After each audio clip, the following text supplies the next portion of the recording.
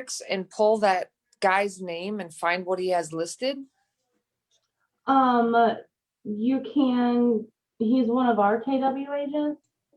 He's a KW agent. I don't know if it's ours. So let me switch to this real quick. You can see my Facebook, right? Yes. Okay, so if we go into Matrix, hang on just 1 second. Okay, that's all right.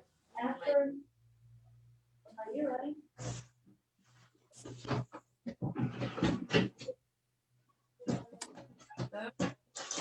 Okay, sorry. I wanted to make sure that our speaker was still joining us. Okay, so this is the homepage on Matrix. Yeah.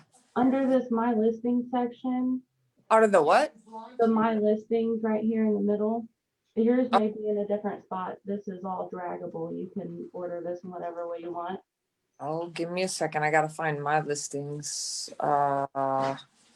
Active listings pending. Those? Yeah. Okay. You can go to My Active Listings, and then in this drop down that says Show, you should be able to see My Firm Active Listings. Okay. And then you'll want to go over here to where the listing agent is at the top here. Yep. You want to click that. Okay. And that puts them all in alphabetical order according to agent. So you can see how now it all says Marianne Albers, and then Peggy Albers, and then Hannah Cole. I must be doing it wrong here. So display agent single line, right? You don't want to mess with that. It's down below it. It's down below that.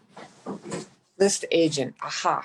Okay. Yes. And then you'll select that, and then that'll put it all in alphabetical order. That way you can find the agent, and then it goes in oldest property to, or newest property to oldest once you find the agent.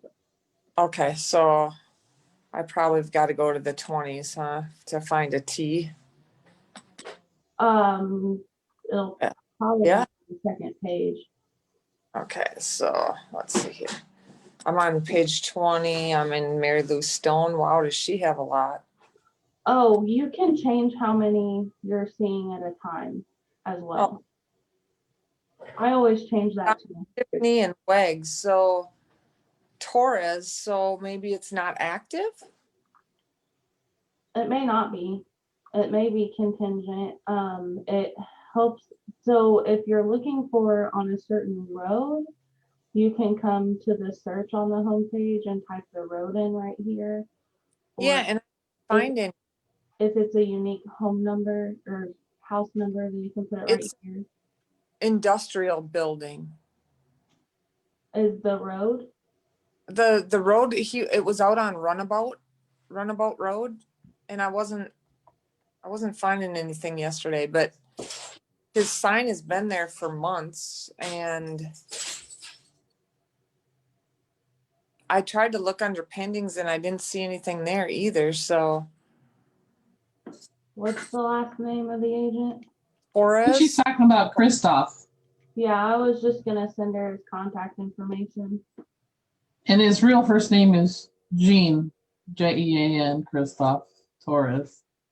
Oh, okay. Aha. Thank you. We all just call him Christoph, but that's not his real first name. Okay. That's good to know. Okay, his contact information is on its way to you. Hi, Denny. Awesome. Thank you. Appreciate it. You're welcome. I'm gonna stop sharing my screen. Okay. I'll be quiet now. Oh, you're okay. We have 2 people viewing on Facebook. We're gonna give people a few more minutes to join us. Just to let everybody know, we're gonna start with Gerald Ashford this morning. He's gonna help us figure out how to be safe online and some cybersecurity options. And then we will open up the floor for questions on command and see what everyone's having issues with.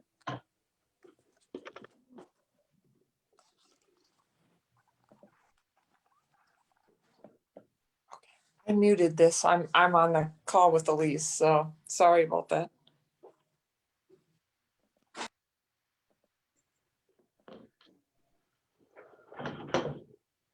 Does anybody have any wins from the week? Did they have anything that they didn't think was gonna go well, go really well? Hey, Kristen. Oh, I muted her. you muted her? I did. It sounded like she was on the phone. Because I found a commercial of Christoph's. Did you? Uh-huh.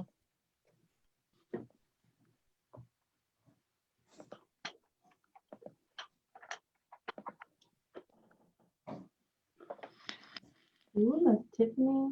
For those of you that don't know, on Friday, December 4th, we're gonna have Martin and Amy dress up as Elf on the Shelves, and they're gonna be going around to some of the local businesses and collecting donations, and then we're gonna be taking pictures of them on or for social media. So if you have a suggestion of somewhere that we should go, let me know as we get ready to map that route out.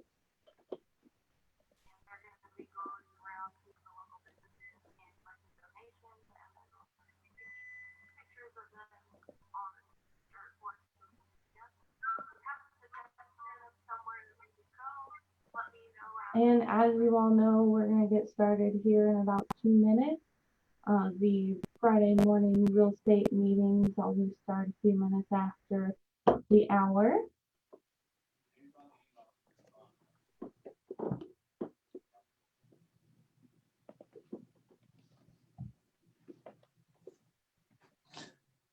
So, Elise, were you trying to show Kristen where she can find agents' listings? Yeah, all the active ones for the firm. Like, because there's an easier way if you know what agent you're looking for. Is there? Yeah. Okay. I just went to what I always go to because I like to see what everyone else has active. Because yeah, you can go to the roster, find that person and click on their active listings and just theirs will show up. Oh, awesome. I did not know that was possible. That way, if you have a certain agent, like she said she saw a sign and stuff, then Mm-hmm. you can just look for that person's. That makes sense. I'm glad that they have that functionality.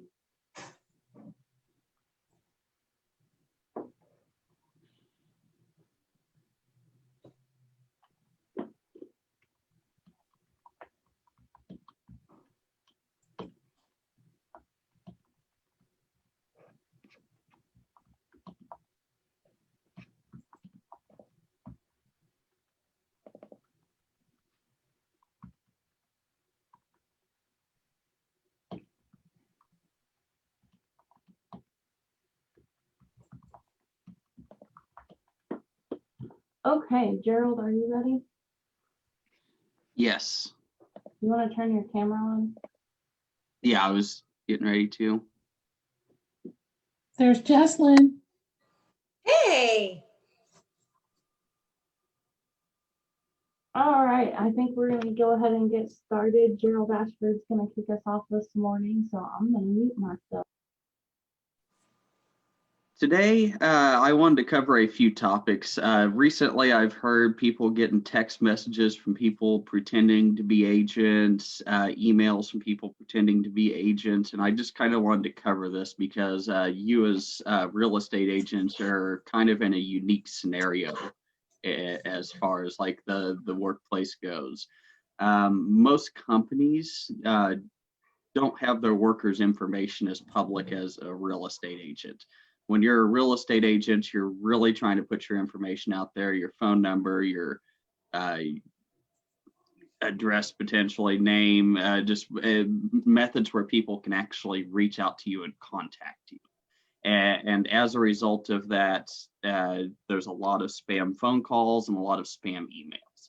Today, I just wanted to take a short period of time here to cover a few things with this. Just a second here. I'm going over what I had written down.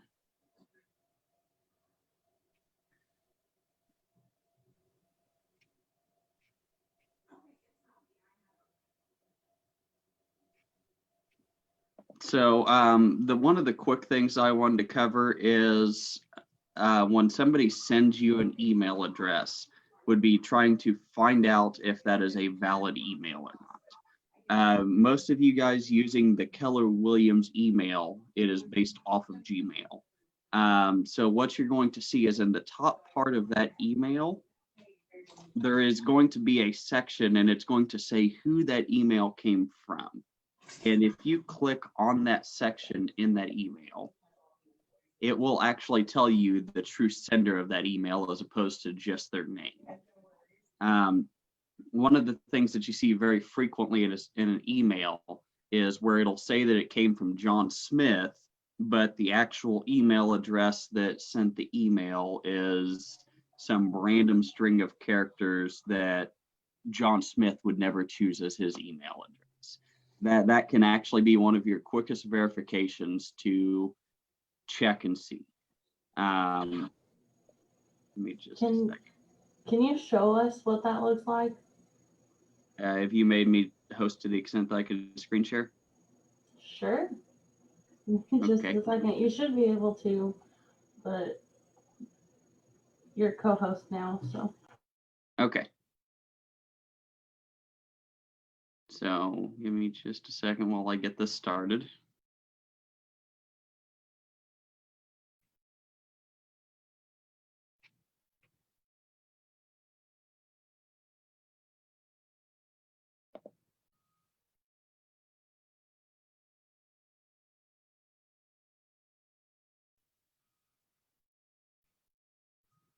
Another thing, real quick, while I get all this ready, that a lot of these scams are essentially trying to achieve at the end result is for you to send them money. In no cases, hardly ever, is someone going to ask you to send them money. If anybody ever does ask you to send them money, usually they try something like, hey, I'm busy in a meeting, I need to grab these gift cards. If somebody says something like that to you, don't ever run out and go grab the gift card. Talk to the person in person, give them a call on their physical phone number. And if they say, yes, I said that, then obviously proceed as it's something legitimate. Otherwise, on the internet, you have to assume that it's not legitimate. And unfortunately, the way things work with this nowadays is text messages kind of go right along with that. I'm going to actually share my screen now.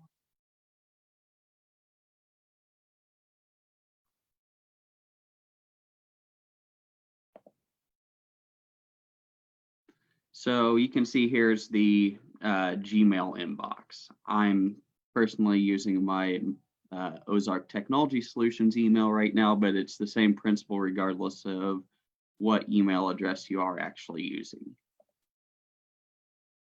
So when you click on an email,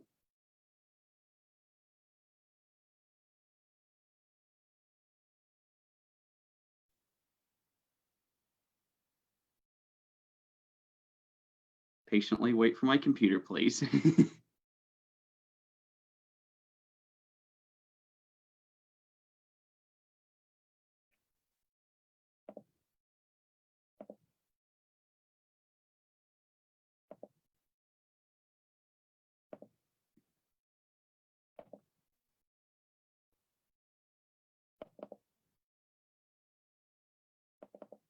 Okay, we're trying this. Oh, there it goes. So up here in the top header, you can see it says the name of the person who sent it. And then you can also see next to it in parentheses, it will usually say the email address. However, if you click this little down arrow right next to where it says that it's to you, it will give you a lot more information. It includes who it was mailed by, who it was signed by. In this case here, this email is actually a signed email. This is a trusted email. And in a lot of cases, you will not see this on one of those kinds of emails. Let me see if I've got a good one in my spam box to demonstrate what it looks like when somebody's trying to spoof somebody.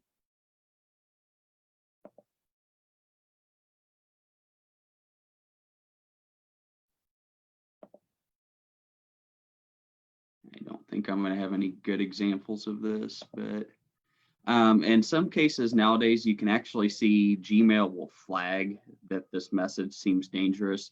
Usually, the only time that this happens is if it somehow ends up in your spam box.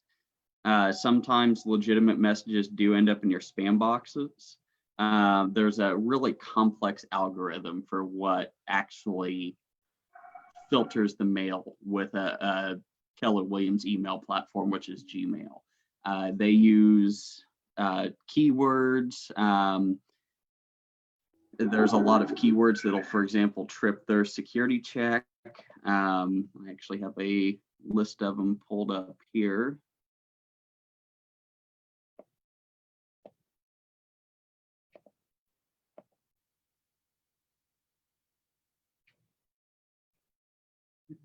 Thought I had a list of them. But yeah, so basically the basic thing with Gmail here is that when you're under this header here, you can see every detail of that email. And what you'll see typically with these spoofed emails is instead of saying, in my case here, my email in this case is Gerald at ozarktechnologysolutions.com, it might say jsmith@outlook.com, and they're actually got their name set to Gerald. And most people, to see an email from Gerald, they think they know a Gerald, they click on the email, and then they click on the attachments in the email, which will then infect their computer in a lot of cases with a virus. Or they follow these prompts in these emails where they're trying to get them to send them money. And I've seen some people end up going out and buying a few $100s worth of gift cards to try to supply to these people. Always, always, always, if anybody's ever asking you to send them any kind of money whatsoever, talk to them in person before you do so. Obviously, unless it's a real estate transaction that you're already involved with, it's somebody you know and trust. But even if it came across email, it's never a bad idea to check and make sure, especially if it seems fishy. Usually with something like that, if something seems like it's off, there is.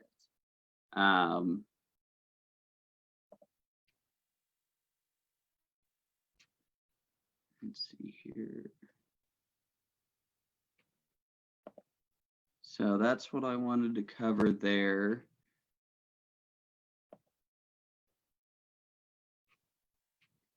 And then real quick here, I just want to cover spam messages as a whole. Some agents do see a lot of people's messages end up in their spam, or they end up in client spam.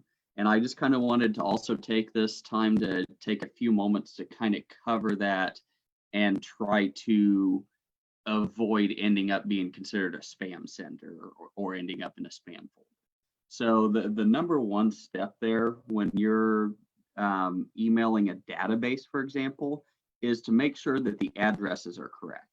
What happens is a lot of people have spam email monitoring, and if you're emailing too many not valid emails, you can potentially end up getting added to a spam database. And if that happens, then your messages will end up in more people's junk boxes than their actual mailboxes. I've seen a few agents where that's been a problem on their mass mailing. So I do recommend it as a first step is once a year, something like that, go through your database, make sure it's up to date. If you can't get up-to-date contact information, don't continue to try to email an email address that you don't know is valid, and remove them from your database and put them off to the side for like a later attempt at verification. The other thing that I do recommend that you guys do as agents when you're sending out emails, include a few things. There was a act passed a few years ago to help deal with this spam stuff, and it's the Spam Act of 2003. One of those components is providing people a method to contact you to unsubscribe to your emails. That's why when you see a lot of emails, there will actually be an unsubscribe button down in the bottom of those emails, is to stay in compliance with that. The easiest way for you guys as agents to stay in compliance with that is to simply put your mailing address in the email. By doing that, they are providing a method that they could send you a letter to ask you to stop emailing them.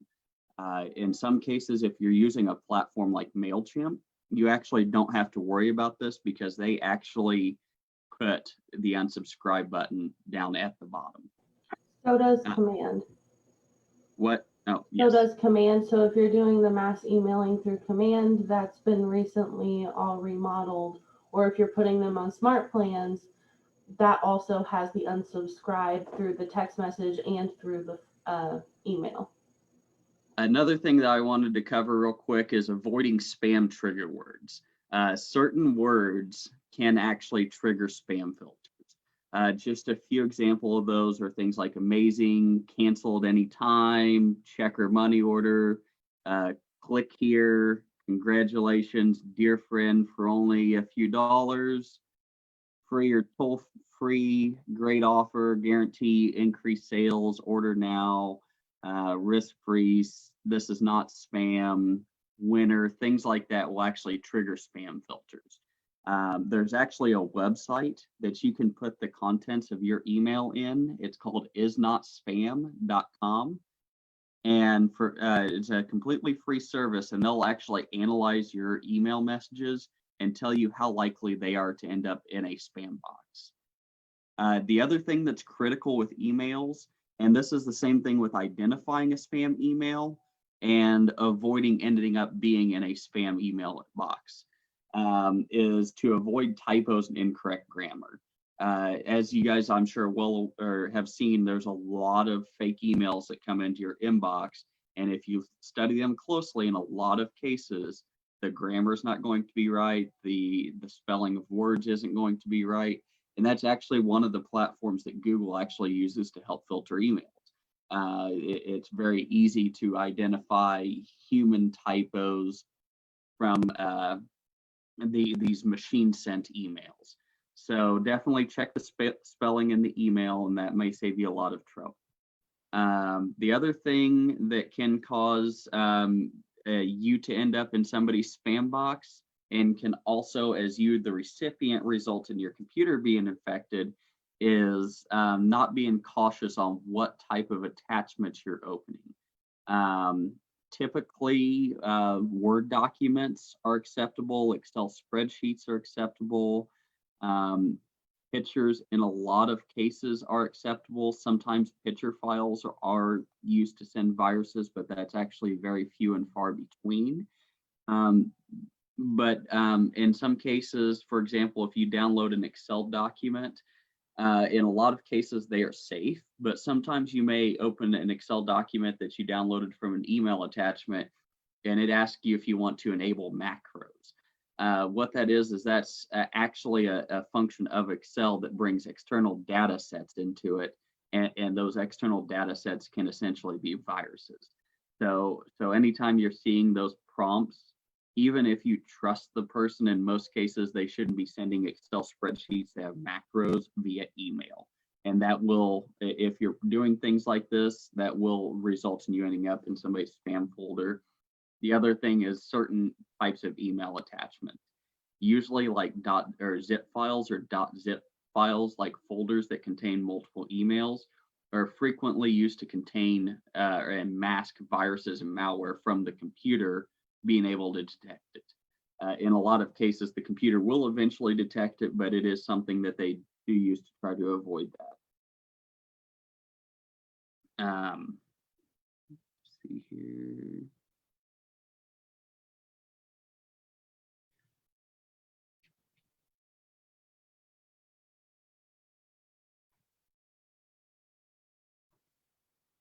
Okay, so I think that covers that section of it. Let's see, I'm just making sure I've got all this covered.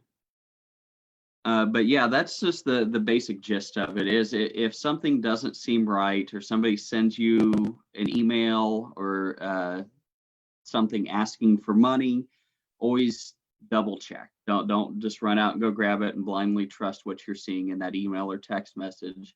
In a lot of cases, it is somebody trying to scam you. In some very rare cases, it might be illegitimate, but that's why I said always verify. Don't. If it doesn't, if it seems like it's correct, at least give them a call and verify. Now, back on what I was saying with the information that you guys put out there as real estate agents. You're putting up billboards, you're putting your information out on Zillow, Realtor.com, all these hundreds of different platforms, potentially Facebook, and you're making it public.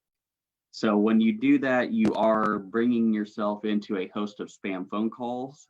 These people scam calling you, trying to sell you health insurance, extended car warranties, the whole slew of stuff. So do be aware of that. And obviously, we do have people that come to the lake from around the country. So it's a really difficult balance between trying to filter out the scam callers and ignoring a call from a potential customer. So you guys as real estate agents do have an extremely difficult job just trying to filter that out in itself. I did get asked a question here. How can we tell which version of Chrome we're using and which one we should be using? Google Chrome, for the most part, actually stays fully up to date on its own.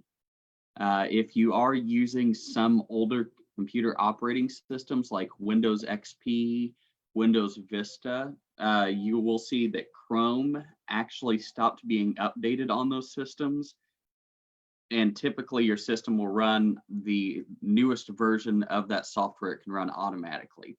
So if you have an older computer system, more than likely it's going to be out of date and there's not a lot that you can do about it.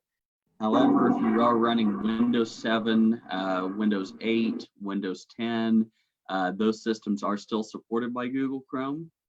And once again, they will actually, in most all cases, automatically update to the newest supported version. To check whether your Google Chrome is up to date or not, it's actually really simple. So when you're in Google Chrome, you can click this little triple drop down menu to the right side here, and it will actually tell you if you're up to date or not.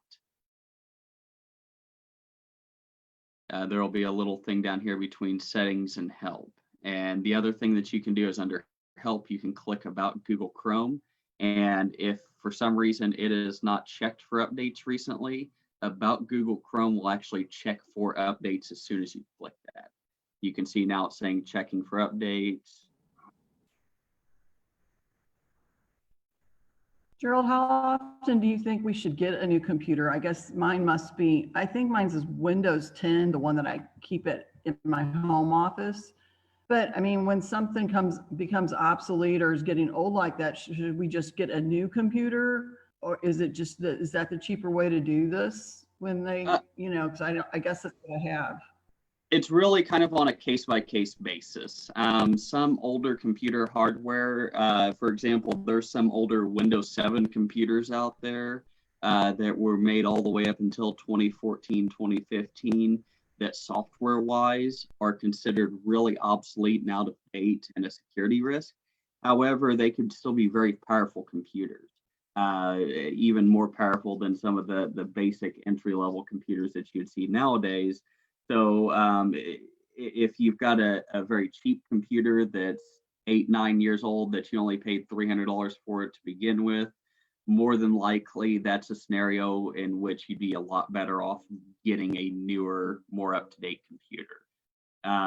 If you bought a relatively powerful gaming type computer and it's 8 years old, more than likely a few simple cheap upgrades like throwing a solid state drive in it and updating it to Windows 10 will allow you to get potentially another 3, 4, potentially 5 years out of the computer, depending on how much you're wanting to push it. Technology actually hasn't progressed in the last 5, 6, 7, 8 years the same way that it did back in the early 2000s. In the early 2000s, you bought a computer in 2001.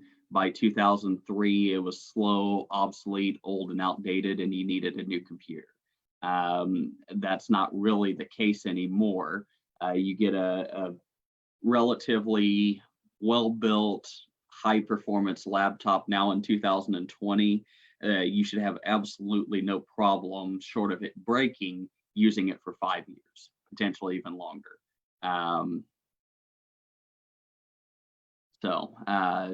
Now, as for some older computer systems, like I said, it's on a case-by-case basis. If you bought something in that mid-range of pricing, more than likely it can run Windows 10 and could be up to date and secure, but it kind of just has to be evaluated on a case-by-case basis to determine A, is it worth it price-wise, and B, are you better off spending that money towards a new computer? Are you able to remote into our computers if we set up a time to do that with you and look around and tell us what we should do with that in that situation? Yeah, I'm more than happy. Any agent that needs any help whatsoever figuring out their route that they should go as to their computers, that's part of what I help Keller Williams with, is just making sure that the agents can, you guys as agents can get online, you guys can access services you need to, and that you guys have a support for those platforms that's easy to give a call to or schedule an appointment with. So I'm more than happy to do that. And the other thing with a lot of computers, anything pre 2018 or so, they shipped with an older type of component called a hard drive. It's what stores all the information in your computer. It's a spinning disk like a DVD. In 2018, they we're well into changing over to a technology called solid state drives, where they're like flash drives. Those typically offer about 5 times the performance. So if you see, in the morning you go to turn your computer on and you're able to go take a shower and go get coffee and then come back to your computer and it's finally ready, in 90 out of 100 cases, it's going to be caused by that hard drive in that computer. And it's just because it's a slower, older technology that's more prone to failure. And in a lot of cases, you can make your older computer better by simply upgrading it to solid state drive. And will that, like, if, I have satellite internet, so if I bought a better computer or a newer computer with your recommendation, would that help with the internet performance that I have, you think, or not? Typically, with satellite internet, no. When it comes down to satellite internet, there's the people that have to deal with that are kind of in a very unfortunate situation compared to your typical cable internet that you'd get from a company like Spectrum. There's a lot more latency because you have a satellite dish that's sitting a couple 100 miles up in the sky that you have to beam information back and forth between. So it limits the speed that you have, and it also introduces a lot of latency. And that latency is going to seem like your computer's essentially running slow. So when you type in google.com and it takes 10 seconds to pull up, if you've got fast internet, in a lot of cases, it's going to be that your hard drive or your operating system on your computer is not working properly.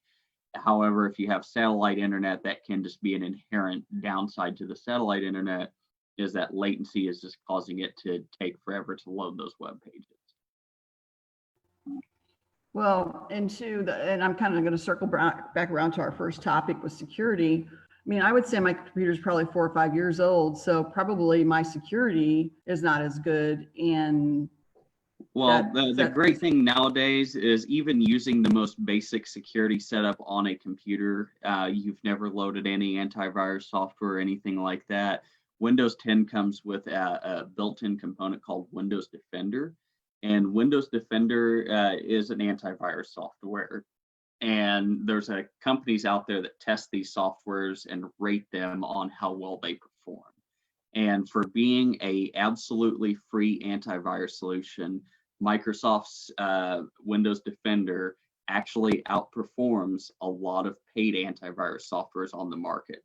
So simply by having a Windows 10 computer and keeping it up to date, you do have a very secure, very good antivirus.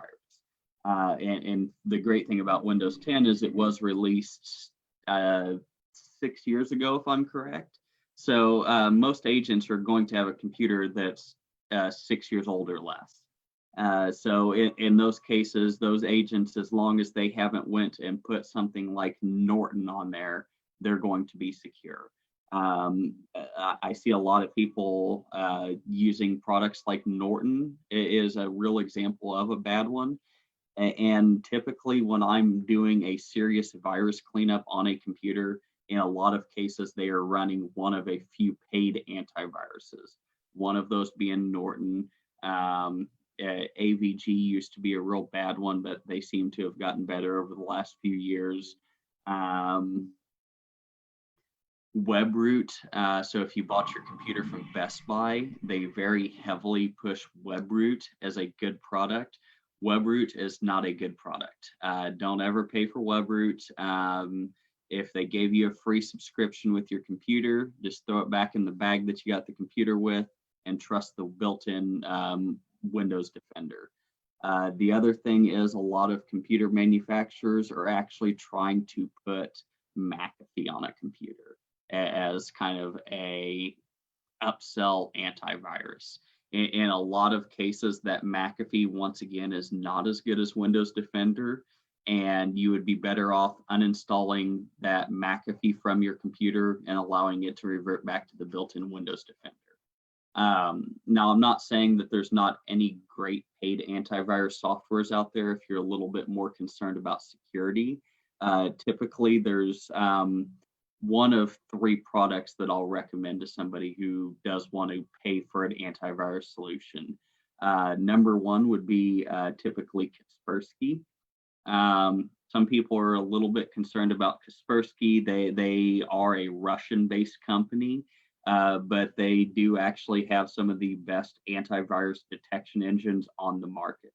Number 2, like I said, if you're concerned about a company like Kaspersky, would be nowadays Avast and AVG.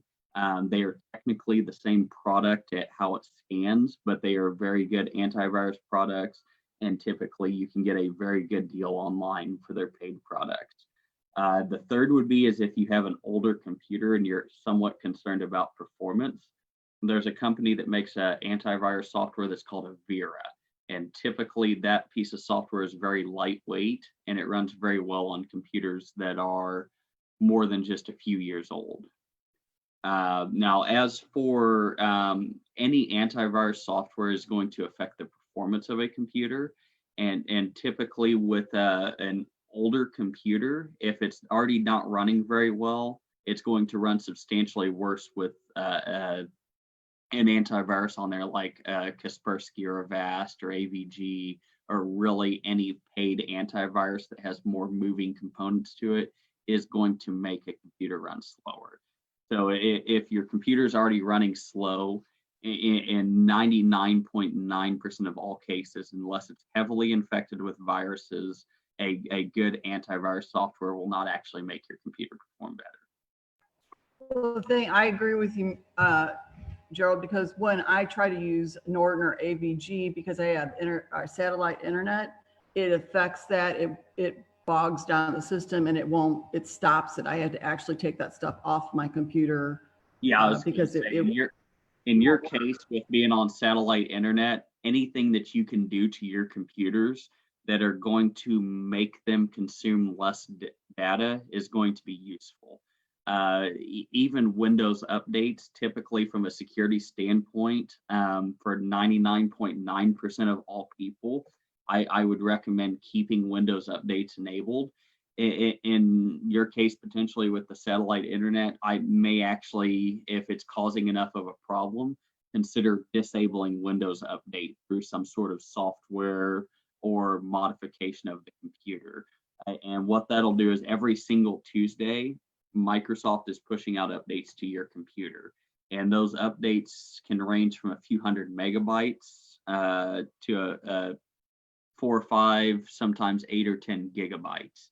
And what you'll see with that is on satellite internet, an 8 gig update not only will take potentially 6 or 7 hours to download and slow down the internet for your entire household while it's doing it, but in a lot of cases with satellite internet, you actually have a data cap of 50 or 100 gigs a month, and that one update can actually consume potentially a fifth of your data cap. So, depending on how the computer's commingling with the satellite internet, I may even consider disabling components that would help ensure computer security, like Windows Update. With any time you perform an action like that, there is a risk. However, in some cases, the reward outweighs the risk. And in your case, that would be something that I would potentially consider it as a viable thing, is disabling Windows Update for that little bit of extra performance gain. That just means that she'd have to go in and manually take the update, right? Depending on how it's disabled, it can be quite the pain to re-enable it. And there is, worst case scenario, there's a Windows 10 update assistant that you can go download from Microsoft once every 6 months to every year, and it will make sure that it takes the latest version of Windows 10. So I think, okay, so I'm spending right now $400 a month for satellite internet. I know, everybody, hold on, that's card payment. I get that, but working from home, that's the only way I can do this. So I think what I want to do is set up a time with you. But keep in mind, everybody that just lost, they're like, oh my God, you spend $400 a month for internet. I'm getting ready to move, and I will have fiber optics there, and it'll only be $40 a month. But by the time I get my house built, it's going to be a while. So I need to find a solution to my problem. And I also just got a modem to do the phone, but it only has 1.4 gigabytes on the download speed to use a hard line with CenturyLink. So I think what I need to do for security purposes and everything is set up a time to have you remote into my computer, and I'll let you and Elise figure that out and just wave your magic wand, because this isn't my top 20% and I don't know. So I need you to tell me what I'm doing wrong, and if there's a way because that only gives me 200 gigabytes, the $400 a month, it's unlimited.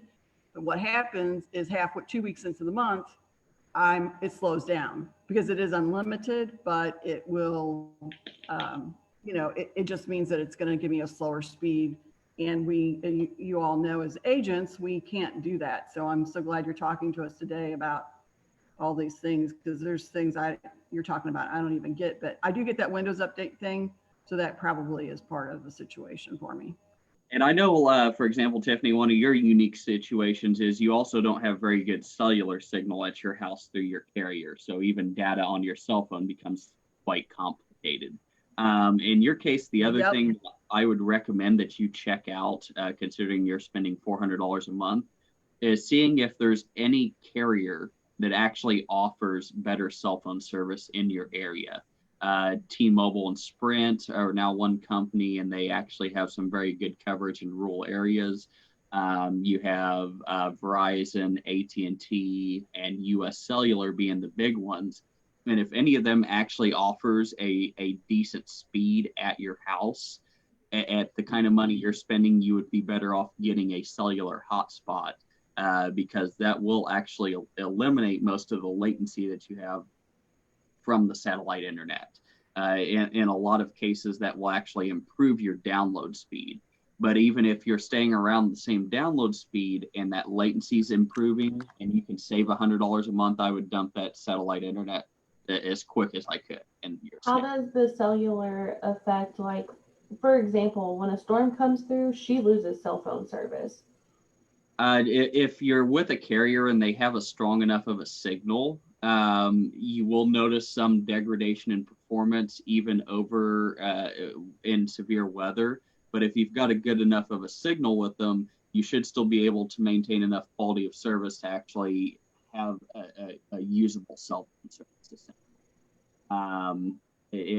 kind of hard. I'll check the maps, but I do run into that. And even at the lake, I know agents that are on here too. Anybody that has AT&T at the lake too, there's certain areas that it doesn't work. So maybe we all need to look at the T-Mobile, because, and the other agents that are on here, I don't know if you know this or not, but if you got your cell phone and you did not tell them that you're an agent, you do get a 20%, I think it's a 20% discount through AT&T, and probably T-Mobile has the same thing. So I will check into that too. But if you're not getting that real estate discount, they should be asking for that also.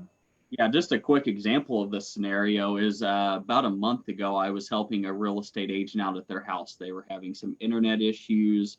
they were actually in the same scenario that Tiffany's in, where they were actually using satellite internet and dealing with the inherent issues that come along with that.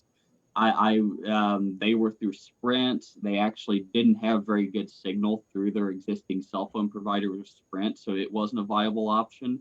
But I was actually out there with AT&T, and I noticed I had 5 bars.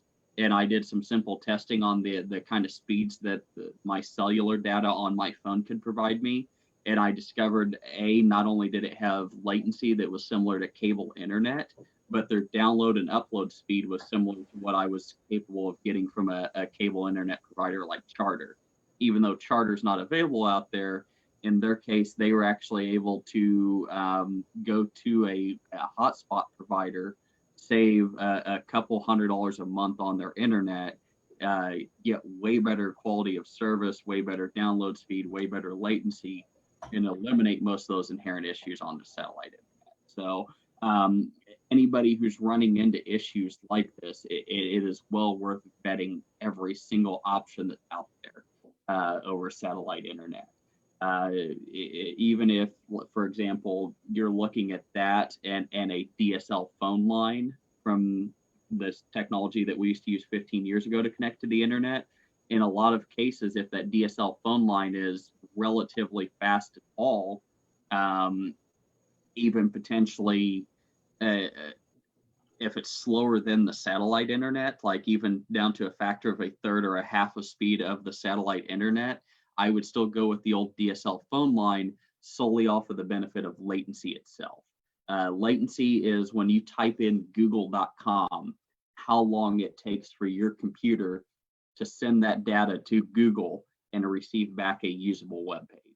So when you're on something like satellite internet or a bad cellular connection, you'll notice that latency just tanks.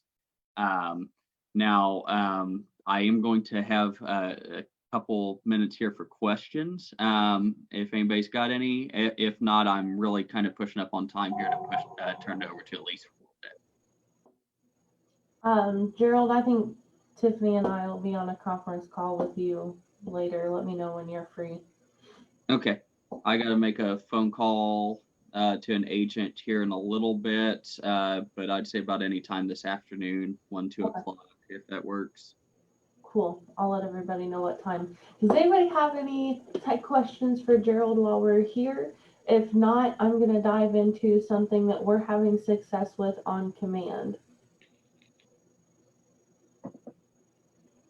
I just want to say thank you, Gerald. I appreciate your help and information because that you're definitely good at that. It's not something I'm good at. So thank you. Oh, no problem. Okay, so I'm going to switch gears here. We're going to do the share screen, remove all your beautiful faces. Okay, can everybody see command? Get out of that. I'm going to assume that you all can. Oh, actually, I could just move the Facebook live feed. Oh, look at me being smart. Okay, so something that we tested out this week was the capturing of more contact information for our database health. Those of you that don't know where to find your database health, on the home page, it is slightly lower. You're gonna have to scroll down just a little bit, but this is the database health comparison. You can also find it under reports, which is the 4th icon from the bottom. And through that, you can do the dashboard, the reports, goals, lead routing, emails, and text. And then you, of course, can flip the compare switches here and move to compare agents, compare with agents in your market center, agents in your state, all agents, or agents in the production bracket above yours. So something that we did was we took, say, the first 50 people here, and we actually did this according to certain tags, or we've recently been texting portions of Tiffany's database and our entire team's database really. And so when we had missing information, I would put them up on the Smartplans that coordinate with the information that's missing. And we'll go into Smartplans and take a look at those for a second. Those Smartplans are the missing my address or the phone number or the email, whichever ones they were missing. So you have to have the address to put them in a neighborhood, to put them on the long-term nurture or the monthly neighborhood email that goes out. So it's really important that you have their address, not to mention, how do you know what their real estate investments are if you don't have their address? And where are you going to be sending your holiday cards, all those Christmas cards that we get back in the mail? This is a way to try to combat that and have a really good interaction at the same time. You can see that we have 265 people on the missing my address request smart plan. Let's take a look at what that smart plan looks like. This is one generated by Marty Miller, who does the 66-day challenge on command through YouTube. And if you aren't already following his team's program and you're on a team, you definitely need to be. And if you're an individual agent, he's done the 66-day challenge several times for individual agents as well. So I would just look back on past videos that he's done, and then you can kind of just search for the issue that you're having or the topic that you want to learn today. Or pick a random one and learn something brand new. So this is the first action on the smart plan, and it is an email, and basically what it reads is, hi, and it inserts the name. How are you? I wanted to reach out as I wanted to ensure I had your home address for a great new neighborhood stats website I wanted to show you. It updates you every month on what homes have sold or are for sale in your neighborhood. It includes neighborhood statistics that I think you may find valuable. If there are any other areas that you would like to be informed about, see, now I would probably reword that. Let me know, like I would say, let me know if there are any other areas that you'd like to be informed about. I'd love to get your opinion on it. Just reply back with your address or neighborhoods when you have a chance, and I'll get you set up. I hope to connect soon. And then it inserts all your agent information. Then there's a 7-day delay, and a week later they get this email. Hello again, insert name here. I didn't hear back from you on my email last week. Did you receive it? This is a great way to check to make sure that the email information is correct. If you're not getting a reply back from them at all, maybe shoot them an email without them being on a smart plan and touch base just to make sure it was correct. If you did and hadn't had a chance to reply, that's fine. I just wanted to ensure that you got my email. Essentially, I wanted to ensure I had your home address for, okay, so that's the same paragraph again.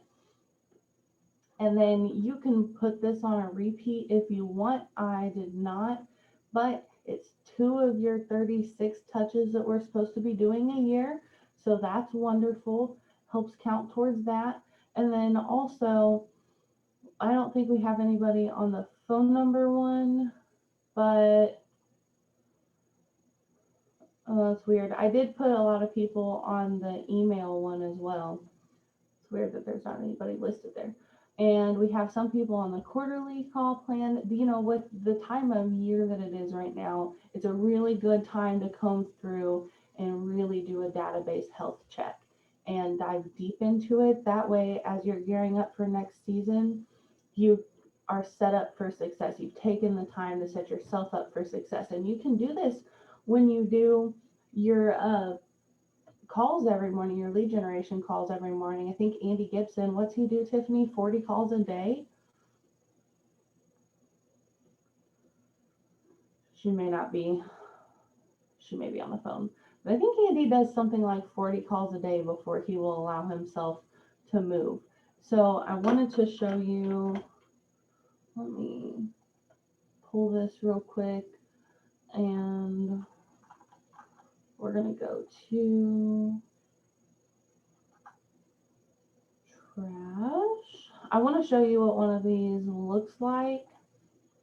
So here is one of the replies. We were able to get the address. This actually was not the one I was thinking of, but they just reply directly to your email, and then I've lost command, and then you have to manually enter that in there. But also, when you're manually entering that in there, it gives you the opportunity to be putting them on that neighborhood nurture as well. Tiffany said this worked very, very, very good. Everyone try this. We actually ended up getting some leads for people that we didn't anticipate getting the response that we did from them.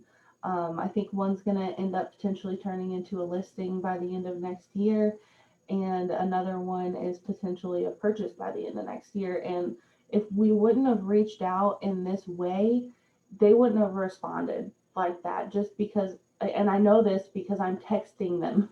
I'm sending the text messages through her database asking them, hey, are you still interested in property? And they're not answering that, but they're answering these, hey, I went to text you the other day and I realized I didn't have your phone number. And that's the email, or the missing phone number email that gets sent.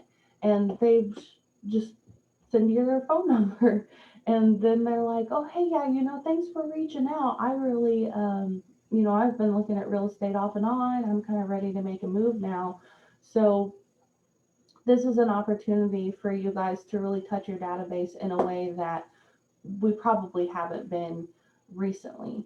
Does anyone have questions about this? Does anyone need information on how to do this?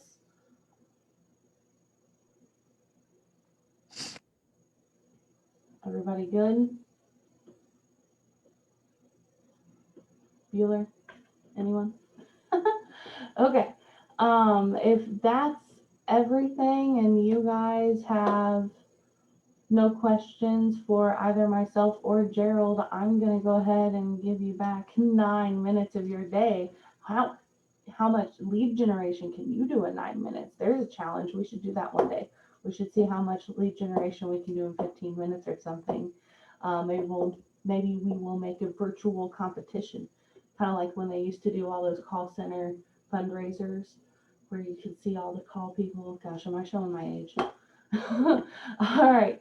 If everybody else is good, then I'm going to jump off here, and I hope that you guys have a marvelous day. And next week, I'm going to be doing the Monday Morning Minute on our private pages. So be looking forward to a goofy Thanksgiving video, because I don't do anything in a normal way. All right. You guys have a great day and a great weekend. Bye.